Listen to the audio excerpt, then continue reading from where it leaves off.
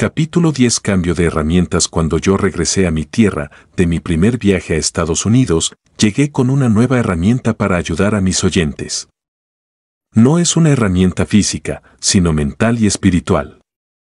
El profeta Joel dio un consejo y dijo: forjad espadas de vuestros asadones, lanzas de vuestras hoces, diga el débil, fuerte soy yo. Joel 3:10. De acuerdo con su consejo, urgen 3 cambios, 3 conversiones o 3 cambios de herramienta. Primero, cambiar o convertir los asadones por espadas. El asadón es una herramienta parecida a la pala, solo que la pala avienta la tierra hacia adelante, el asadón hacia atrás. Entonces el consejo es: cambia el asadón por la espada penetra hacia adelante, el asadón hacia atrás. La segunda herramienta o el segundo cambio es cambiar la hoz por la lanza. La hoz es una herramienta como un cuchillo doblado, o como una diadema con sierra, que corta hacia los lados y hacia atrás. Hay que cambiarla por lanza. La lanza también trabaja hacia adelante y hacia lo alto. La lanza acorta la distancia por su longitud. La tercera herramienta que urge cambiar es la forma de hablar, porque el versículo dice: diga el débil, fuerte soy. Tenemos que cambiar las debilidades por las fuerzas, cambiar lo negativo por lo positivo, hablar más de alegría que de tristeza, hablar más de salud que de enfermedad, más de unidad que de separación, más de amor que de odio. Tenemos que hablar más de bendición que de maldición, tenemos que hablar más de abundancia que de escasez y más de riqueza que de pobreza. Mis primeras conferencias después de mi primera gira a Estados Unidos fue con campesinos, agricultores y pequeños comerciantes. Los reuní y les dije: muchos nos vamos de nuestro país huyendo de la pobreza, nos vamos a Estados Unidos pensando que ese país es rico y México es pobre. Pero la verdad es que el sol y la luna que alumbra a los Estados Unidos es el mismo que alumbra nuestra nación. La lluvia que moja la tierra de Estados Unidos y que la hace producir, es la misma que moja nuestra tierra y hace producir su semilla. Entonces la pobreza no está en nuestro país, porque México también es rico. Es rico en agricultura, rico en ganadería, rico en mineralogía y en muchos más recursos. Entonces no es nuestra tierra ni nuestro país. Es nuestra forma de pensar, es nuestra manera de hablar, es nuestra mente lo que hay que cambiar. Jesús dijo: porque de la abundancia del corazón habla la boca. Lucas 6:45. Es en nuestro interior donde está la cautividad de pobreza, somos nosotros los que hemos hecho una cultura de pobreza. Es lo que nuestras generaciones, nuestras religiones y nuestro entorno nos han enseñado. A mí, en mi niñez, viviendo en extrema pobreza, me enseñaron que era malo ser rico, porque los ricos eran malos. Los hacendados tenían muchas tierras y ganado, y los pobres no tenían nada. Pero ahora les digo, si alguien se hizo rico allá en la sierra, en medio de tanta pobreza, eso quiere decir que si hay riqueza también en la sierra. Entonces, si alguien se hizo rico allá, cualquiera de nosotros también puede hacerlo. Si él encontró la forma, también nosotros la encontraremos en el lugar que sea. En cuanto a la creencia religiosa, también hemos hecho una cultura y nos ha esclavizado. Porque las religiones esclavizan a los pueblos, divide las familias y cautiva la mente. Nos aferramos tanto a la religión, que nos resistimos al cambio. Y nuestro autojustificaciones son estas: esto fue lo que me enseñaron mis padres y aquí me muero, y de verdad, así se mueren, fieles a su religión.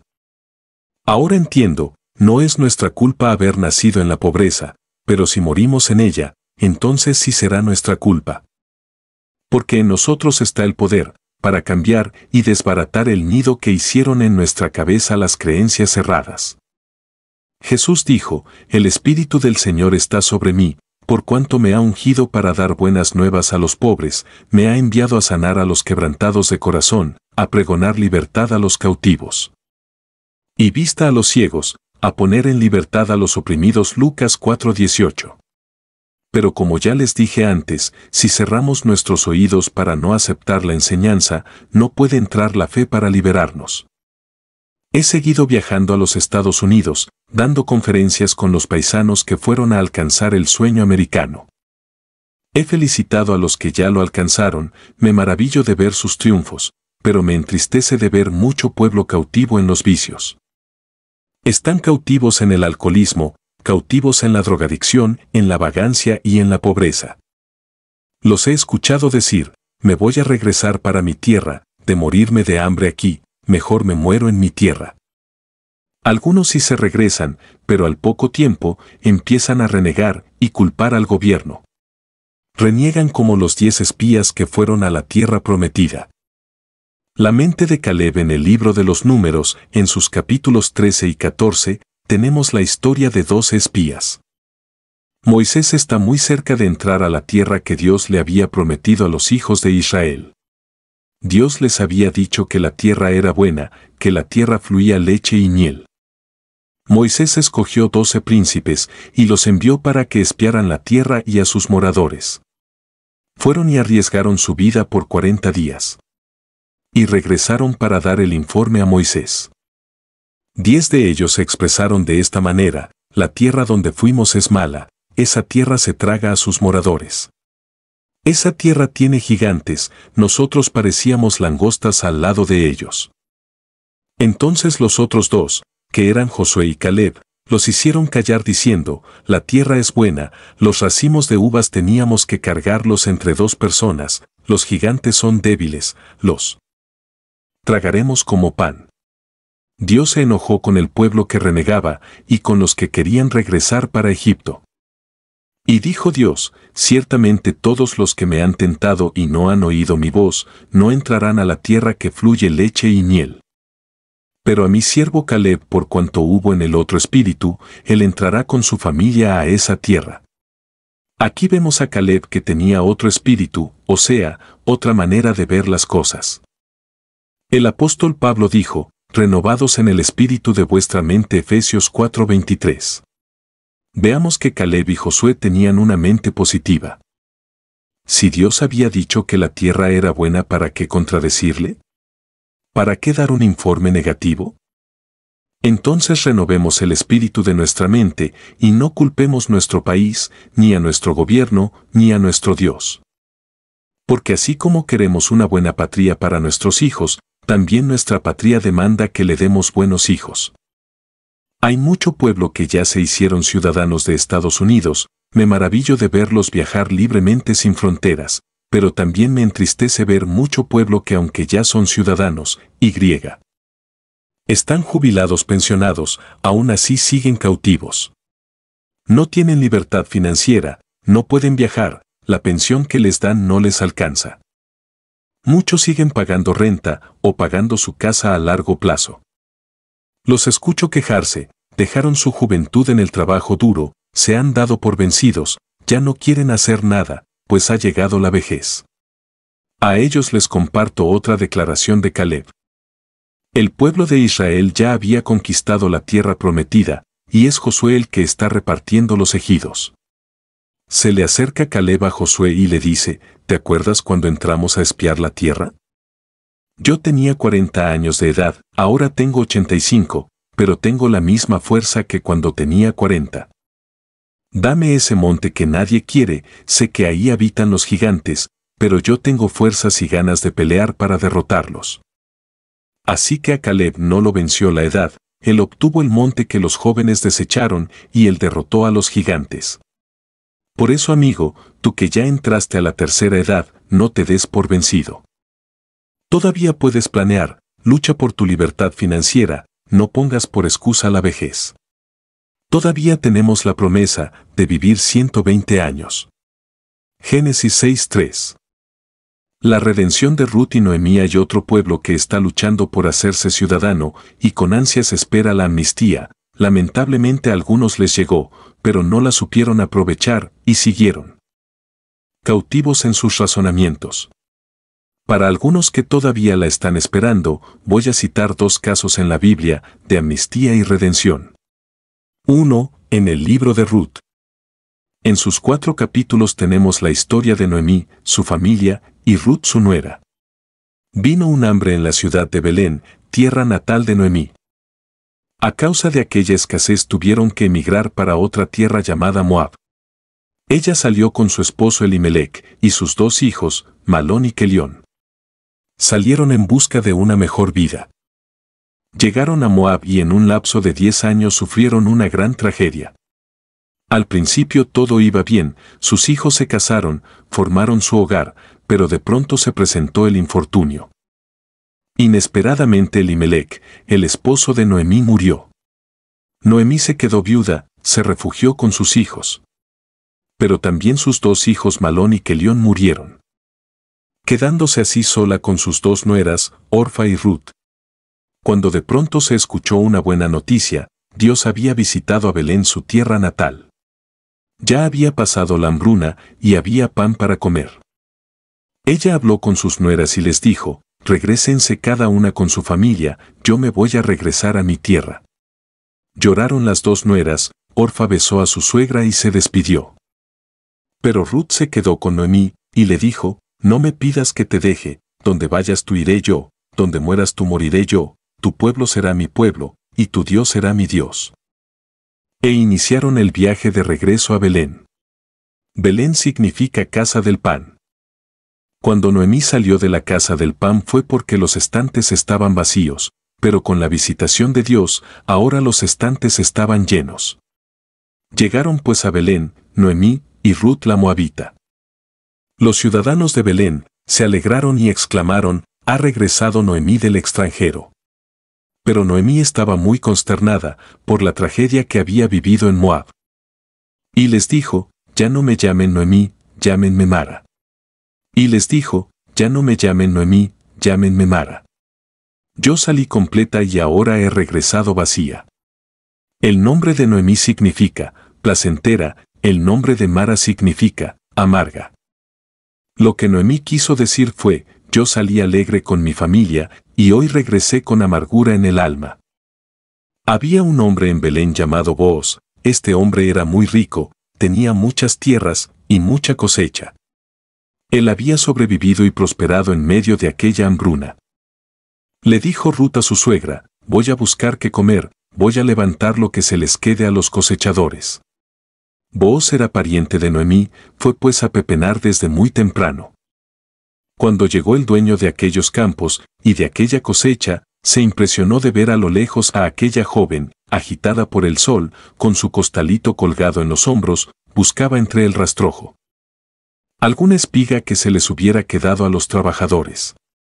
Después de observarla, Booz preguntó: ¿quién es esta joven? Le contestaron: es Ruth la moabita, que llegó con Noemí. Luego él la llamó, y le dijo: acércate para que te den del bocado, y a los jornaleros les dijo: dejar caer a propósito las espigas, para que ella llene su saco. Ruth regresó con su suegra, con la canasta llena, y le dio el informe de cómo le había ido, y cómo había hallado gracia ante aquel hombre rico. Entonces Noemí le enseñó las costumbres y la cultura de esa ciudad, y de cómo debería de hablar con él. Al otro día ella se presentó ante Booz. El hombre se conmovió de ver la humildad de Ruth, y pensó en un plan de redención. Luego habló con otro pariente más cercano, y le dijo: Noemí ha regresado de los campos de Moab, y ha regresado muy fracasada, redímela porque tú eres el pariente más cercano. El otro le contestó: con mucho gusto la redimo. Booz continuó con el plan y le dijo: el día que redimas a Noemí, también redimes a Ruth la moabita extranjera. El pariente contestó y dijo: siendo así, redime tú, y se quitó el zapato. El quitarse el zapato era como una firma del acuerdo. Entonces Booz redimió a Noemí de la pobreza, y le devolvió las tierras que había perdido. También redimió a Ruth de ser extranjera, le quitó lo ilegal, y la hizo ciudadana. Y no solo eso, sino que se casó con ella, para levantarle descendencia al que había muerto. Ruth se casó con Booz en Belén. Les nació un hijo, y le pusieron por nombre Obed. Creció Obed en Belén, se casó, le nació un hijo, y le puso por nombre Isaí, que fue el primer nieto de Ruth. Creció Isaí, se casó, y le nació un hijo, y le puso por nombre David, y fue su bisnieto. David fue el primer rey de Israel, un rey conforme al corazón de Dios. ¿Qué aprendemos de esta historia? ¿Cómo se hizo ciudadana Ruth? Primero hizo una determinación en su mente, cuando declaró a su suegra: tu pueblo será mi pueblo, y tu Dios será mi Dios. En la carta a los Hebreos, dice, es, pues, la fe, la certeza de lo que se espera y la convicción de lo que no se ve. Hebreos 11:1. Ruth ya estaba convencida, y ya se miraba ciudadana, el Dios de Noemí no le iba a fallar. ¿Cómo lo logró? Humillándose, con trabajo, y sirviéndole a su suegra que era ciudadana.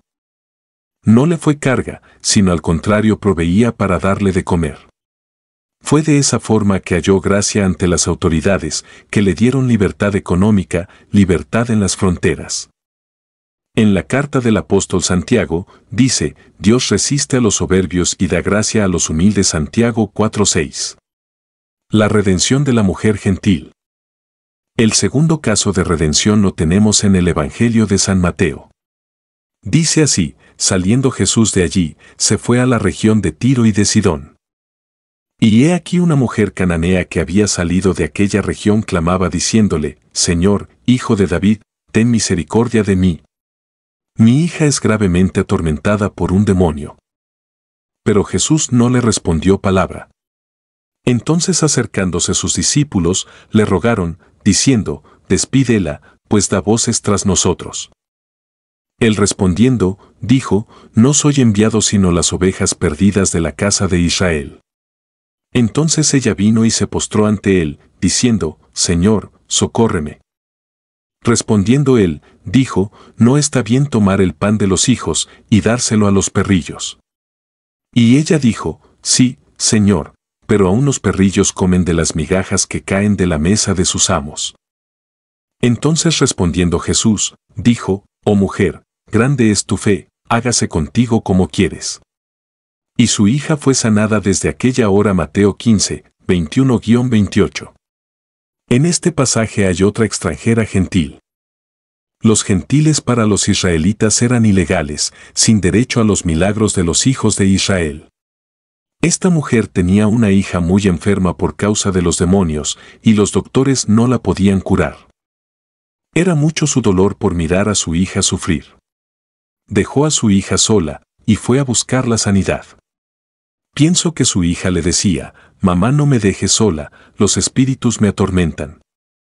Pienso que su mamá le contestó, ten ánimo hija, voy a buscar a Jesús el judío, él nos va a ayudar.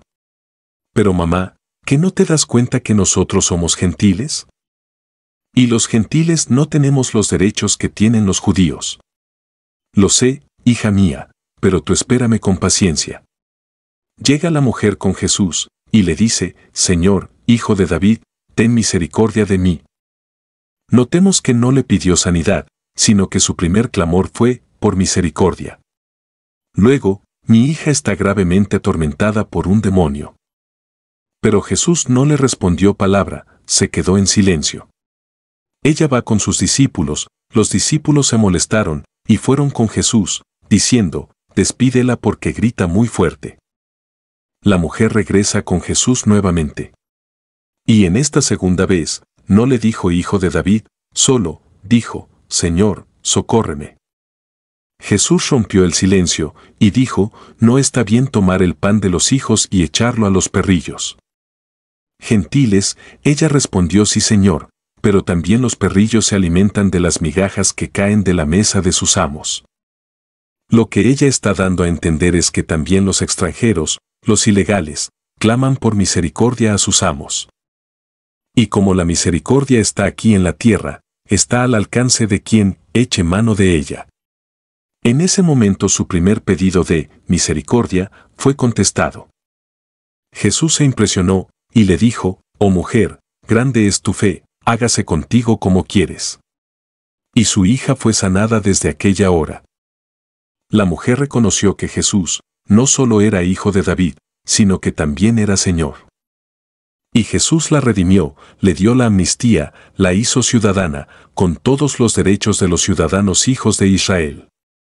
Y no solo eso, sino también a los milagros de sanidad de los hijos de Dios, y no solo a ella, sino también a su hija, porque había sanado al mismo momento. Por eso el apóstol Pablo le dijo al carcelero de Filipos: cree en el Señor Jesucristo, y serás salvo, tú y tu casa. Hechos 16:31. Estoy compartiendo estas historias y casos de mujeres, porque deseo que mucho pueblo femenil sea liberado de la maldición del enseñoramiento, y que sea tomado en cuenta que tiene el mismo valor que el hombre. En mi niñez, viviendo en mi provincia apartada, los niños crecíamos sin escuela. Nuestros padres contrataban a un campesino que sabía leer y escribir, y nos enseñaba. Pero algunas niñas no asistían a la escuela, porque sus padres les decían: ¿para qué vas a la escuela? Si solo vas a enseñarte a mandar cartas al novio. A causa de esa mentalidad de los padres, a muchas niñas no se les permitió la alfabetización y así crecieron marginadas. Muchas de ellas, a temprana edad, se escapaban con el novio, no por amor, sino para escapar de la esclavitud que vivían con sus padres.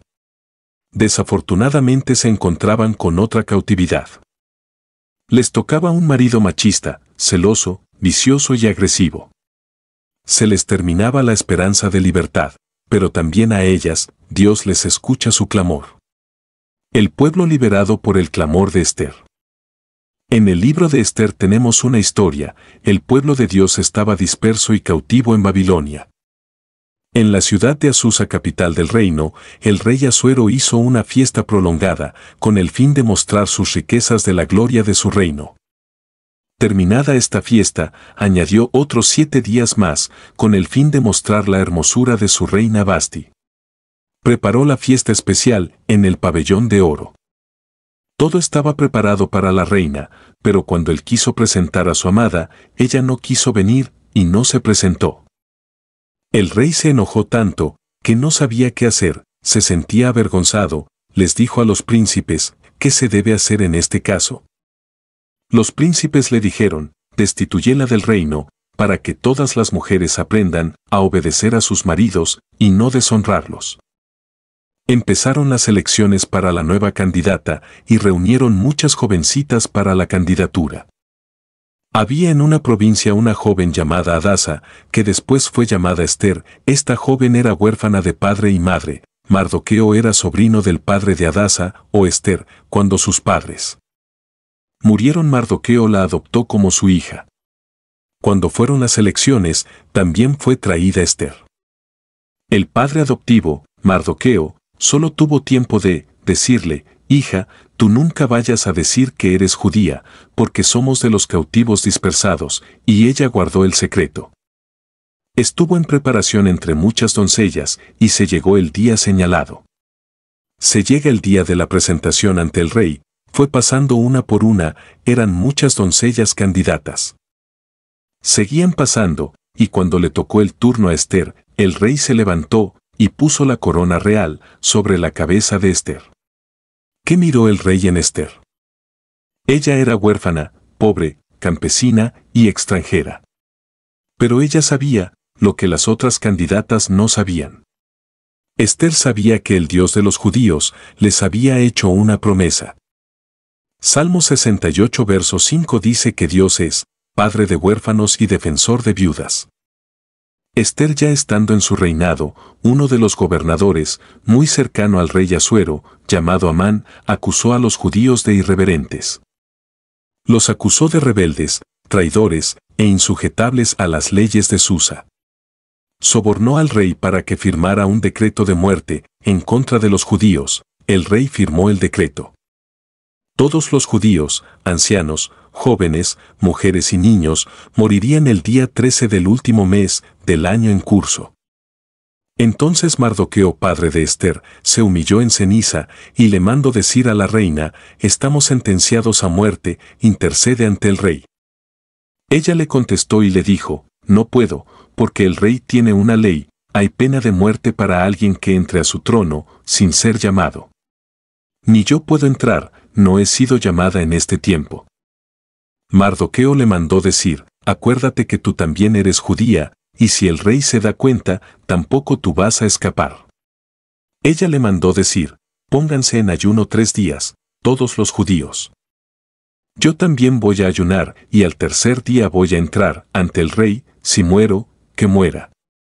La única señal de que el rey les perdonaba la vida a alguien que entrara sin ser llamado, era que extendía su cetro. Ester ayunó con sus doncellas 3 días, y al tercer día entró al trono del rey. Iba arriesgando su vida por amor a su pueblo. Cuando entró, el rey extendió el cetro, señal de perdón, y dijo: ¿qué quieres, Ester? Hasta la mitad de mi reino te doy, pídeme. Ella le dijo: yo lo que quiero es que se investigue la causa de nuestra amenaza de muerte, porque no es verdad de lo que se nos acusa en este decreto. El rey dijo: ¿quién urdió esa acusación? Ella dijo: Amán, tu gobernador favorito. Inmediatamente, el rey mandó a Amán ahorcar en su misma cuerda que Amán había preparado para Mardoqueo el judío. Y también anuló el decreto que había en contra de los judíos. Y le autorizó a los judíos que ellos hicieran su propio decreto. Ester y Mardoqueo hicieron el decreto, y el rey se los firmó con su anillo. El decreto decía que, en la misma fecha en que iban a morir los judíos, en esa misma fecha que era el día 13 del último mes del año, los que morirían eran los que habían planeado su muerte. Y efectivamente, se llevó a cabo la venganza de los judíos, y todos los israelitas fueron salvos, por el clamor de Mardoqueo y Ester. En los 10 años que estuve prisionero, observé esto que les voy a compartir. En la iglesia asisten más mujeres que hombres. Dentro de la prisión había una iglesia, yo me acostumbré a mirar puros varones, pues casi no asistían mujeres. La cárcel es muy grande, pero el departamento de mujeres es muy pequeño. Esto se debe a que son pocas las mujeres que caen prisioneras, hay menos delincuencia femenil. Después que salí de la prisión, empecé a predicar en muchas iglesias por todo México. Y siempre he observado que en los templos hay más mujeres que hombres, es un dato muy curioso pero es la verdad. Parece que los hombres somos buenos para llenar las prisiones, pero las mujeres para llenar los templos. Por eso en el libro de los jueces, miramos que Débora se levantó como juez en Israel. Ella dijo, en su canto, en los días de Samgar, hijo de Anat, en los días de Jael, quedaron abandonados los caminos, y los que andaban por la senda se apartaron por senderos torcidos. Hasta que yo Débora me levanté como madre en Israel. Jueces 5, 6-7. Esto quiere decir, que no había padres que gobernaran la nación. Ella se levantó como padre, y ejerció el alto mando. El apóstol Pablo escribió en su carta a los Gálatas, y dijo, no hay varón ni mujer, porque todos vosotros sois uno en Cristo Jesús. Gálatas 3:28. Han sido las falsas creencias religiosas, la falta de educación y la ignorancia, lo que nos ha llevado a cautividad. Jesús dijo, escudriñad las Escrituras, porque en ellas tenéis la vida eterna. Juan 5:39. El libro de Oseas, capítulo 4 verso 6, dice, mi pueblo fue destruido porque le faltó conocimiento.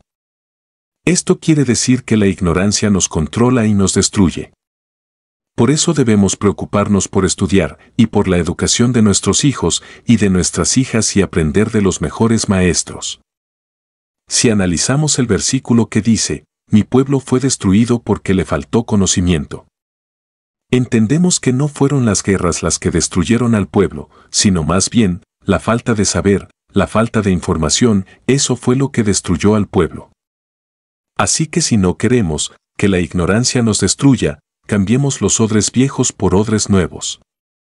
Jesús dijo, no echéis vino nuevo en odres viejos porque el vino se derrama, y lo uno y lo otro se pierde, echarlo en odres nuevos, y lo uno y lo otro se conserva. Mateo 9:17. ¿Qué eran odres? Los odres eran bolsas de cuero de cabra donde guardaban el vino fermentado. Lo que Jesús quería era que cambiaran los cueros viejos por cueros nuevos, o sea, que cambiáramos nuestras antiguas enseñanzas. Que cambiáramos nuestras viejas costumbres, nuestras religiones, porque hoy estamos empezando un nuevo siglo. Este siglo XXI es la era de la información, nuevos avances en la tecnología, nuevos descubrimientos y nuevos experimentos. El universo tiene prisa. La creación gime, esperando la manifestación de los hijos de Dios. Romanos 8:21. Así que no hay excusa, no nos podemos justificar de que no hay oportunidad de aprender. Meditemos en la parábola del Hijo Pródigo. Declaración y afirmación del Hijo que volvió en sí. El Evangelio de San Lucas en el capítulo 15 verso 11 narra lo siguiente: también dijo, un hombre tenía 2 hijos, y el menor de ellos dijo a su padre, dame la parte de los bienes que me corresponde, y les repartió los bienes.